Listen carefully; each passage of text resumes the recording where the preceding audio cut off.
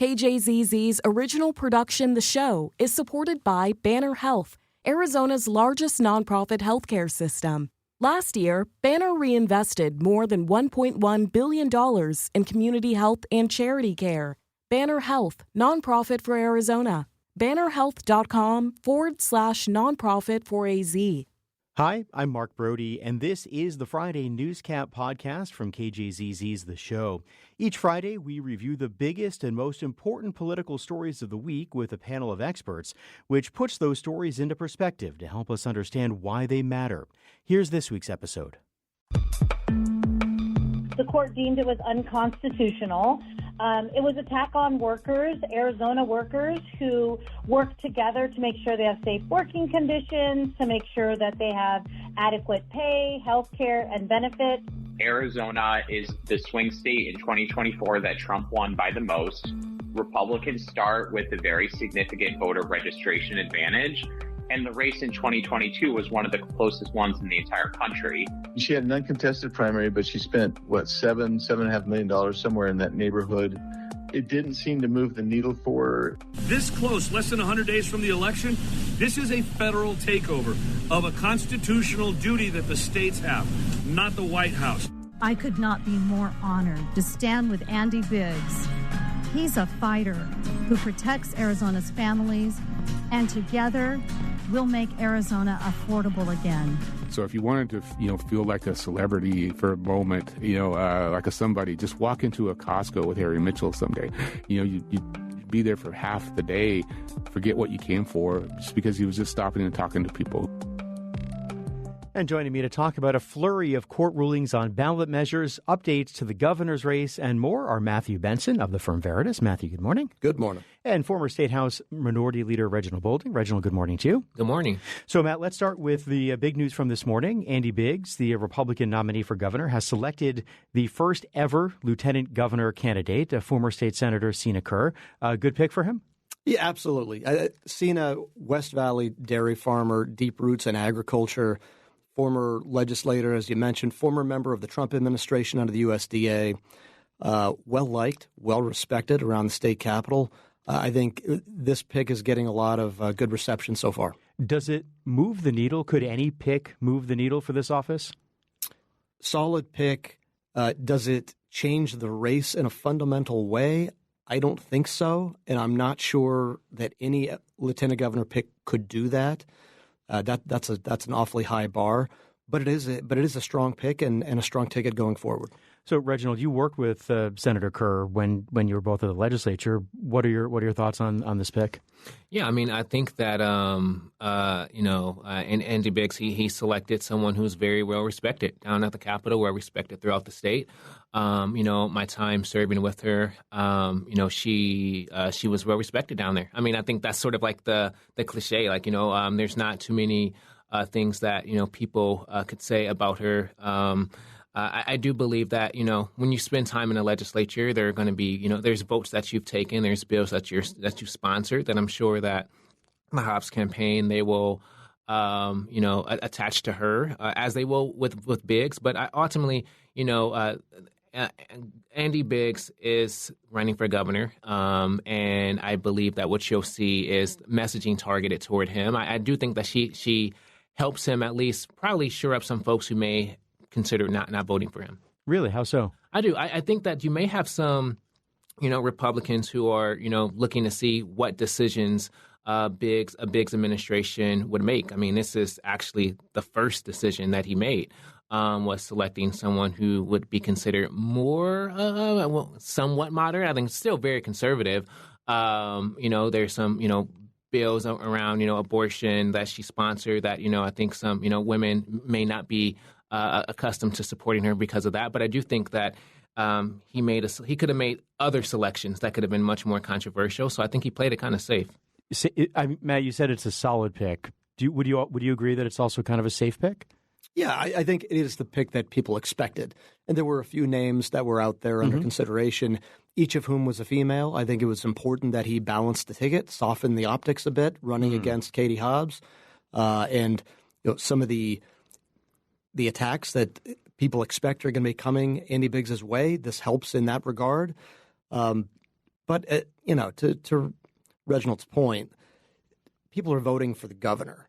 And, regardless of who Katie Hobbs picks, I don't think that selection is going to matter all that much either. It may make a difference on the margins. And if this ends up being a 1-point race, then maybe it has an impact. Okay. So, guys, let's talk about some of the things that Arizonans may or may not be voting on in November, a number of court rulings on initiatives. Let's start with the so-called poison pill measure. This is the proposal that would protect vouchers for military families. It also included a provision that said if you pass this, voters, any other voucher initiative, including one that supporters of curbing vouchers hope to get on the ballot, will be null and void.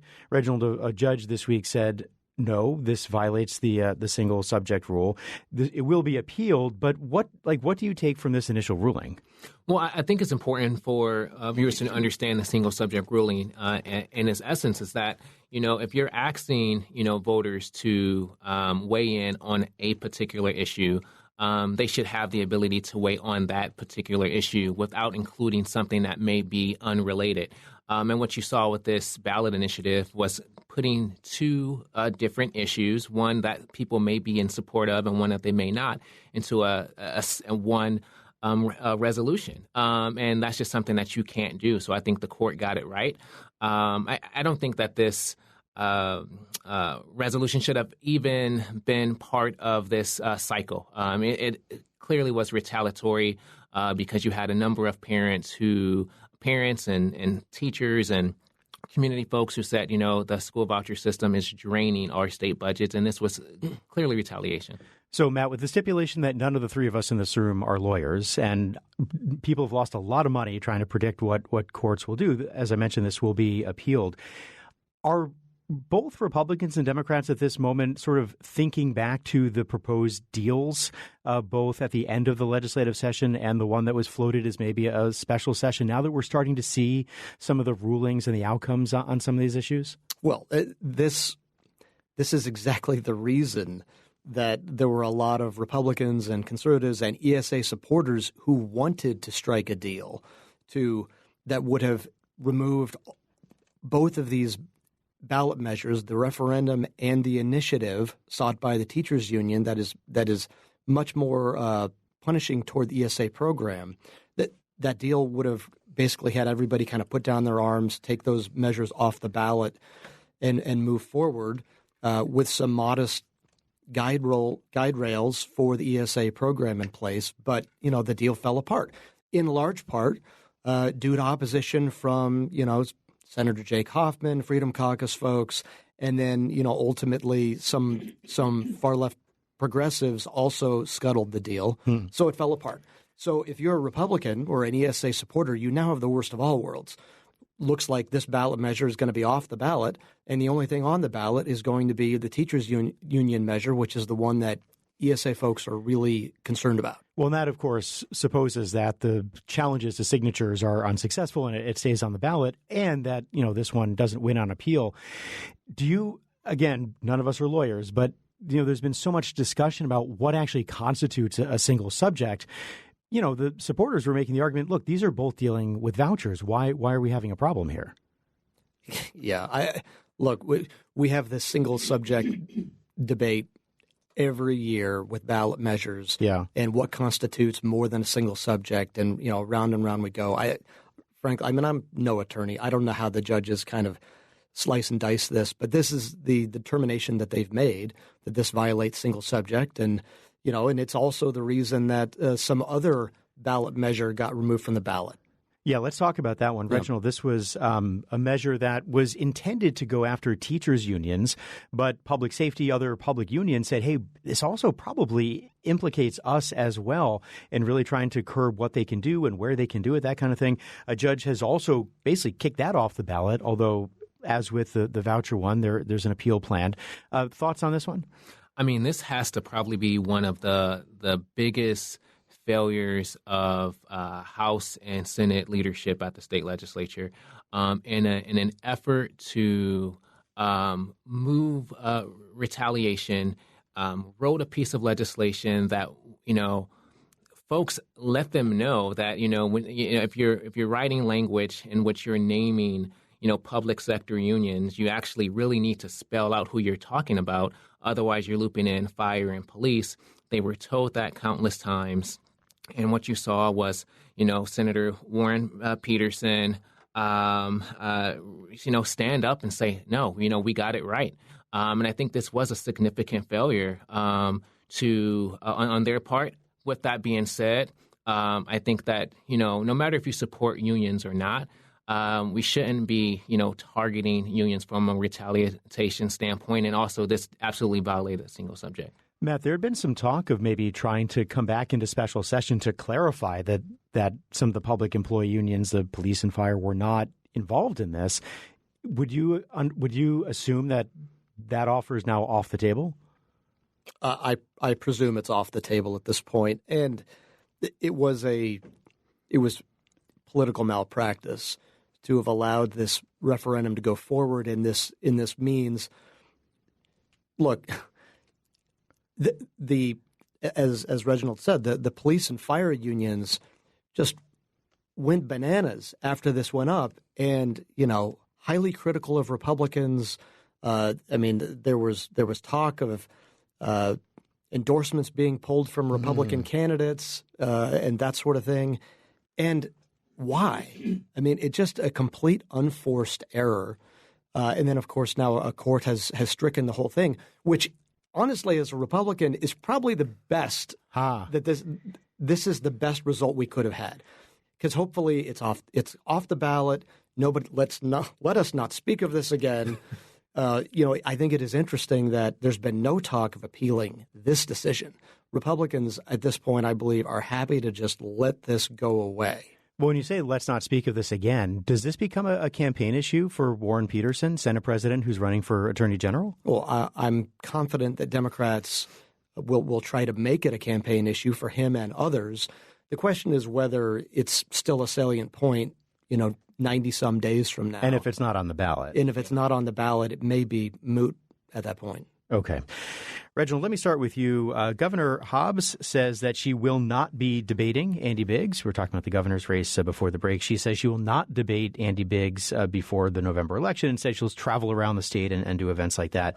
I guess to some extent, maybe this isn't a huge shock. She did not, of course, debate 4 years ago, either in the primary or the general. Do you think this is the right move on her part? Well, when you look historically, you've had candidate debates everywhere from, city council races to state ledge to governor's office. So the public has become accustomed to seeing individuals who are running against each other in the same room, speaking to the same issues, so you can compare and contrast. I think now with social media, with, the fact that these candidates have the ability to get their message out to voters almost immediately, where they stand on these different issues. So I think the need for a debate is not what it was 10, maybe 20 years ago. Whether or not the governor should have debated, I think really is a call on her team, and whether or not she believed that there would be some type of political stunt that could potentially, make or call into question things that may not be true. I mean, what we've seen in presidential debates is you can almost say anything, and it may not be fact-checked, and it's very hard to clean up a story after, it's already been told. So, I think it's the right call. Optically, though, does this maybe become something that the Biggs campaign hits her for? I mean, obviously, Carrie Lake talked about it. Hey, why would you vote for her? She's not willing to answer questions and be on a stage with me. Does optically maybe this become a problem for her? I mean, I think it goes back to the saying, if it's not broke, don't fix it, right? I mean, that was the exact same argument that they made with Carrie Lake. It didn't affect the outcome. So, I mean, I think for her, she's leading in the polls. I mean, you can look around the country. Candidates who are leading in the polls, they are very reluctant to debate. That's just not a Katie Hobbs issue. That's, folks across the spectrum, political spectrum, they're not taking that risk and that chance if they don't need to. Matt, is this a good call for the Hobbs campaign to not have her be on that stage? Well, that's to be determined. I mean, I think it speaks to the confidence that they have at this point. They're clearly looking at internal numbers that suggest that the risks outweigh the benefits of getting on a stage with him. Here's what What surprises me is, this is still a state where there are 320,000 more registered Republicans than Democrats. This race is very much it's going to be competitive. Yeah. This is a race that she won by 10,000 votes 4 years ago. And in a lot of ways, Andy Biggs is a stronger candidate, less baggage than Carrie Lake. So I think it's interesting in that sense. I think it's interesting that they've made this announcement now when, potentially depending on how this race trends as we get, closer, they may decide at some point they need to get on a debate stage with him. And what does that look like? So I'm not sure why they felt the need to announce it now. Just as a voter, like taking off my political hat, I think it's too bad. I think that there is something valuable to be gained from these debates. Yes, we know issue-wise where the candidates stand on these things, but there is still value in seeing them think on their feet, challenge one another. There are always unscripted moments that happen in these debates that can make a difference in these races and go viral. And, we're not going to have that. And I think that's too bad. And one thing I will say, I do think that in American politics, too much has been placed on debates.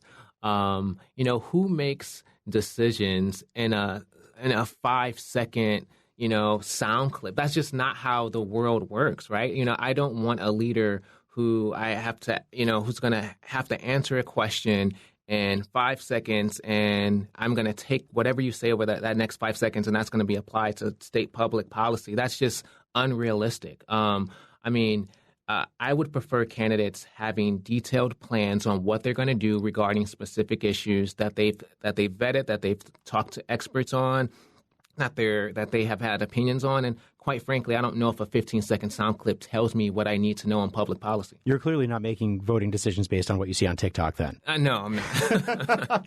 Reginald, let me quickly ask you before we move on. The Democratic Governors Association says that it's going to spend $10 million as an initial investment, they said, in the Hobbs campaign. The DGA is acknowledging this is to Matt's point. There are many more Republican voters here than Democratic. It was a very, very close race 4 years ago. How much any amount of money helps. $10 million is a pretty good amount of money. No, it's significant. And I think, Matt hit the nail on the head.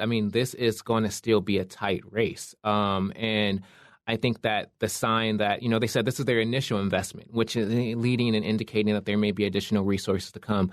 The Hobbs campaign is already raising significant dollars. They didn't have to spend any really in the primary. So, it's going to come down to the wire, and Arizona is really cementing itself as that battleground state. It's going to be extremely important. Matt, the Biggs campaign is saying basically this is an acknowledgement by the Democratic Governors Association that Hobbs needs a lot of help, that she must be down or trailing in polls or having some issues, and they need to spend all this money. Is that do you buy that argument? They have to say that. But, the fact is, the RGA came in with a $10 million plus investment in Doug Ducey when he was the incumbent. So both national parties are going to have to get behind each of these candidates in a significant way.